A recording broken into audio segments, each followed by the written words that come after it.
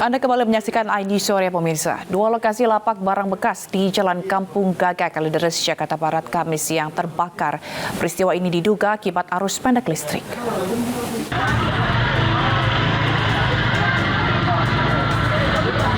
Warga dikejutkan dengan munculnya asap tebal dari lapak barang bekas milik Tarijo dan Tanto, warga Jalan Kampung Gaga RT 6 RW 4 Semanan, Kalideres, Jakarta Barat. Ternyata lapak barang bekas tersebut terbakar pada Kamis siang tadi. Banyaknya material dari plastik membuat api cepat membesar dan membakar nyaris seluruh bangunan dan isi lapak barang bekas. Sebanyak 70 personel damkar dari Sudin Kebakaran Jakarta Barat berupaya memadamkan api. Api baru bisa dipadamkan 1 jam kemudian setelah petugas damkar menerjunkan 14 unit mobil pemadam. Diduga kebakaran dipicu dari arus pendek listrik. Ada korsleting listrik, tiba-tiba kebakar, percikan api, itu mulainya, gitu-gitu. Sama di sini juga tadi ada percikan api juga, kabel itu. Tidak ada korban jiwa dalam peristiwa ini, namun puluhan pekerja pemulung terancam kehilangan pekerjaan. Dari Jakarta, Miftahul Gani, iNews melaporkan.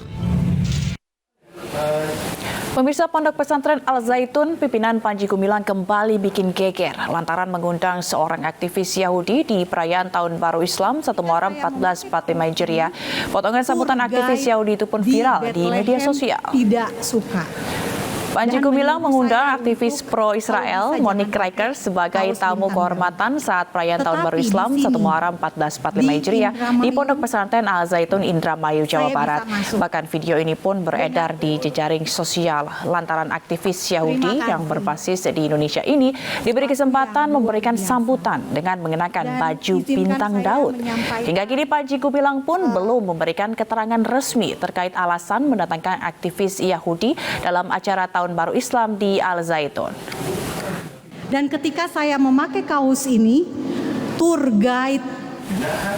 Untuk membahas selengkapnya kami telah terhubung dengan mantan santri Al Zaitun Muhammad Iksan.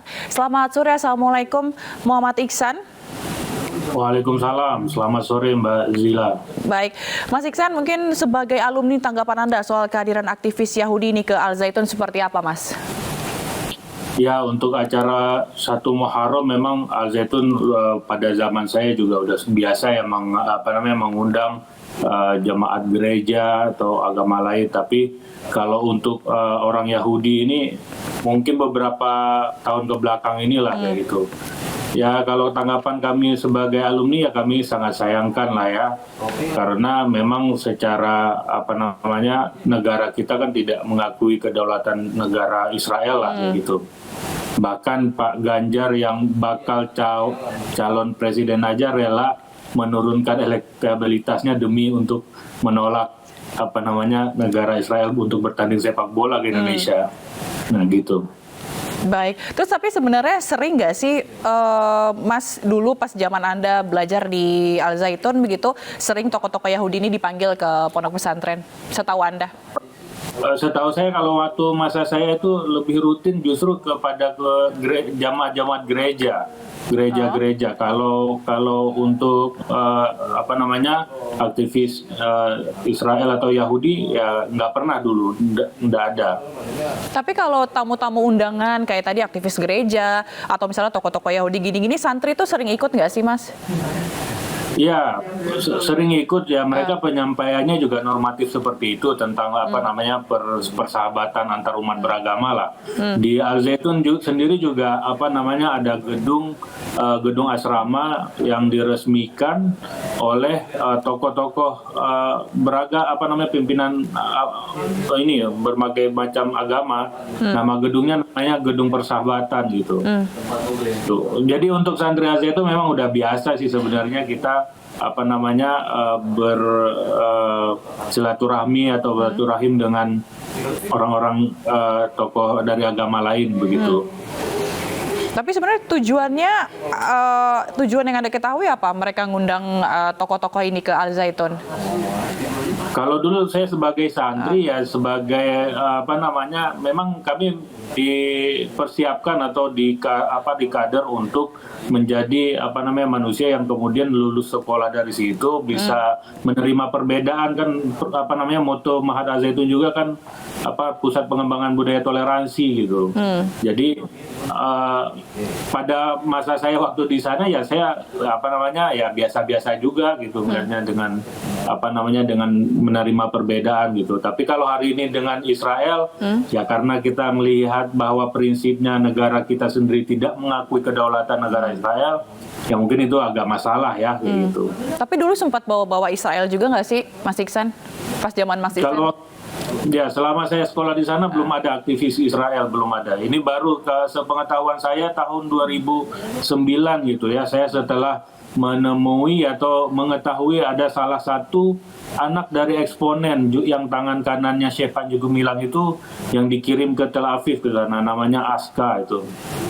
Alumni Al-Zaitun juga. Baik, biasanya Mas Iksan momen-momen apa saja sih Ponpes Al-Zaitun ini mengundang tamu-tamu tokoh-tokoh seperti itu? Khususnya satu Muharram aja. Atau yang disebut sekarang apa sih namanya, satu Syuro itu. Oh, jadi setiap satu Muharram atau satu Syuro itu pasti ngundang tokoh-tokoh gitu ya.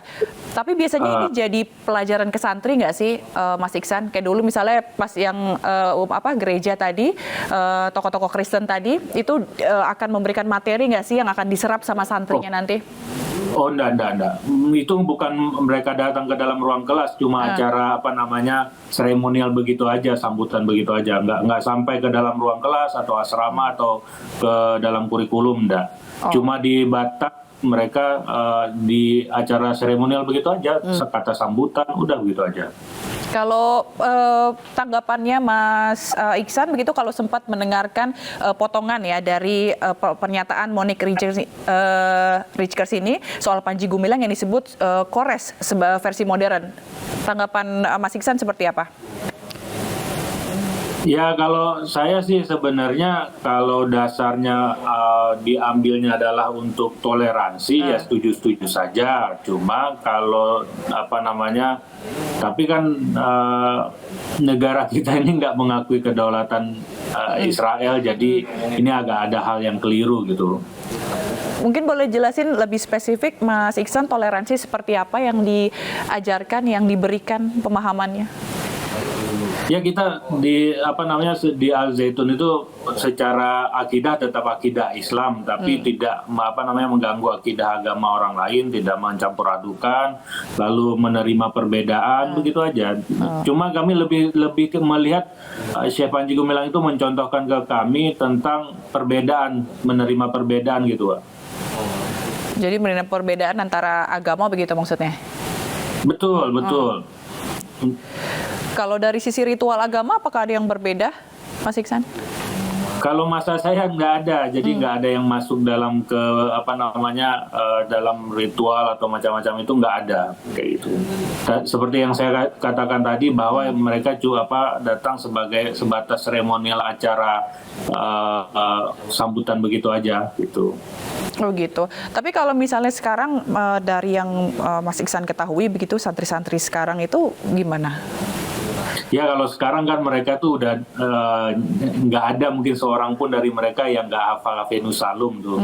Udah diaplikasikan ke santri, saya nggak tahu juga kurikulumnya udah disusupin atau belum gitu. Tapi untuk beberapa kegiatan kan santri akhirnya dilibatkan, begitu. Jadi intinya santri tidak begitu dilibatkan terkait dengan ada-adanya hal ini gitu ya. Baik, terima kasih Mas Muhammad Iksan, mantan santri Al-Zaitun, telah bergabung bersama Aini Sore. Salam sehat selalu. Sampai jumpa. Pemirsa, bakal calon Presiden Ganjar Pranowo kompak mengenakan baju motif garis hitam putih bersama relawan pendukungnya di Pilpres 2024. Jangan kemana-mana, tetaplah bersama kami.